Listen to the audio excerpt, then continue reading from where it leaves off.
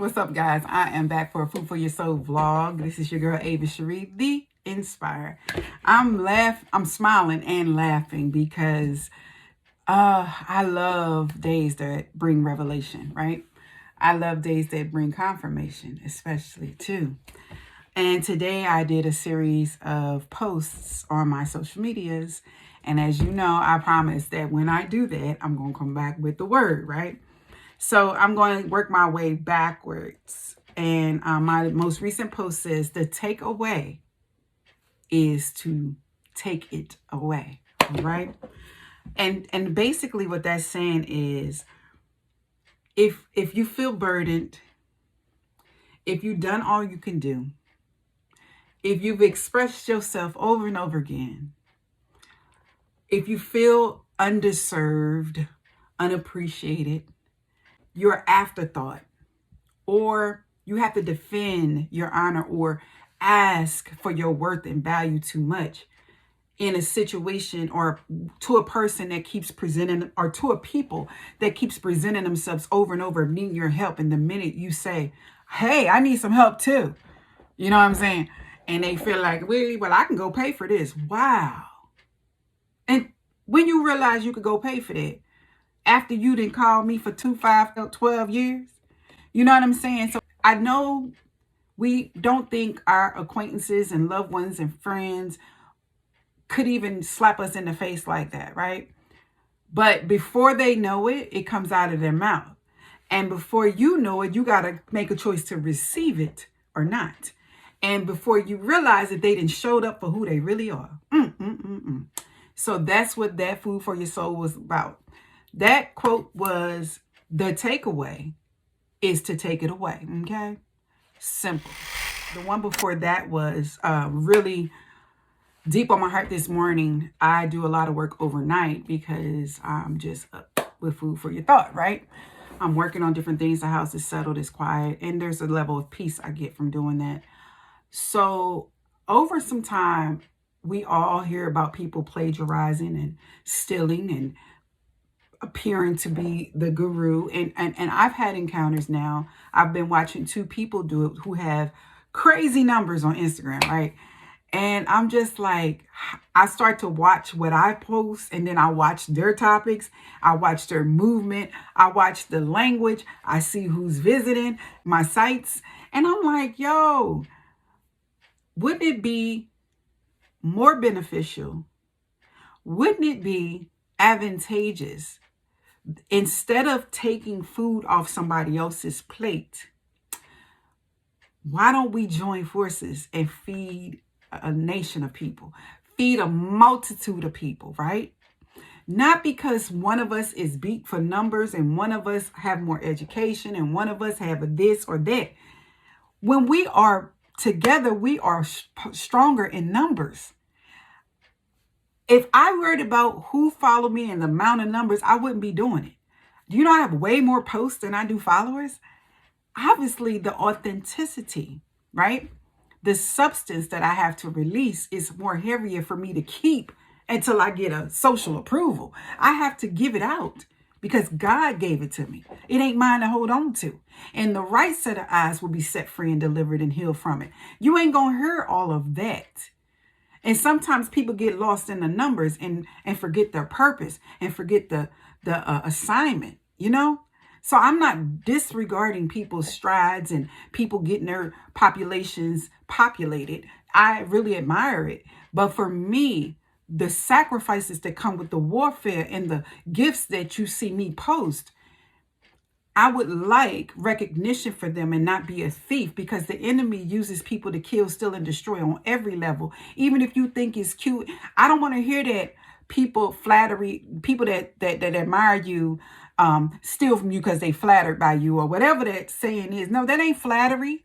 That when you sound like me and take my words and use my hashtags, they're not mine personally, but that ain't flattering to me. When you don't even acknowledge me, that you're even in the midst, when you don't even approach me so we can, combine forces and be powerhouses together, that doesn't flatter me.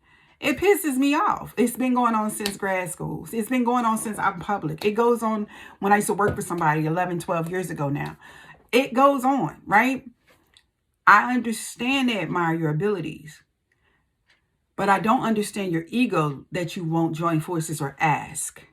You understand what I'm saying? And as an author and a writer, way before I start publishing books, I've had to copyright my content for business purposes, working for schools, because I've implemented things that's open multi-million-dollar schools. And people think they can just do that to you and look you in your face. So I've been an ethical guru and a moral guru on the business side for a minute because I eat that stuff up alive. Yes, I know I should have been an attorney, but I just love to serve a lot more in this capacity with no restraints and no, oh, you owe me. So anywho, the quote I said was, when we say God provides and supplies our needs, the word never said to allow any and everybody to eat off your plate. God does not and will not lead you to starvation of any kind. Being wise is how he supplies. Being still is how he meets your needs. God provides, so there's no need for you to shortchange yourself. It's self-explanatory. You know what I'm saying? Put a Band-Aid on it. Let people know you see them. Sometimes I have to come on here and jingle their chain and let them know the way you watching me is the same way God will reveal to me that you taking off my plate. You understand what I'm saying? And compensate people, whether it's a plug, whether it's a seeding into them, whether it's you seeing something that they could do better. That's a seed. Whether it's inviting them to a conference that you're holding for the population that they serve. Don't be so whoremongerish that you need to be on everything. Oh, I can't invite that person because this my project and this my conference and this my. You don't have that much knowledge. And it's always going to be just you or your friends and them. And everybody, the same crop of people you keep inviting because you got your thumb on the button of not releasing somebody else new to come and with a fresh wind to come into the situation. Putting your foot on their neck because you don't want to see them rise. But do you know and you realize you're watching them because they've already risen? Oh, I think I'm done with that quote. Moving right along. So that goes into the quote before that, the very first one I posted this morning, and it was the little typewriter thing. It was basically notifying people that not just yesterday's prices is not today's prices, but sometimes you need to be touched up a little bit to remind you of why. It's not anybody's fault that I or any person choose to sow into whomever for whatever reason, right? I believe it, and I know for a fact it comes back. In the same breath, don't ask and do and deplete people, and don't ask of people what you would pay somebody else, okay? Don't expect because you're my brother, you're my mother, you're my neighbor, you're my coworker. Don't expect and assume. Always offer and let them reject the offer and give it in return as a seed and a blessing to you. It's time to come out of that mindset that, oh, I thought because we was what? Cool? Last I checked, cool didn't pay my bills. Last I checked, I was cool when I needed some heat because I was so cool with you that I was broke. Okay? That being cool don't pay nothing.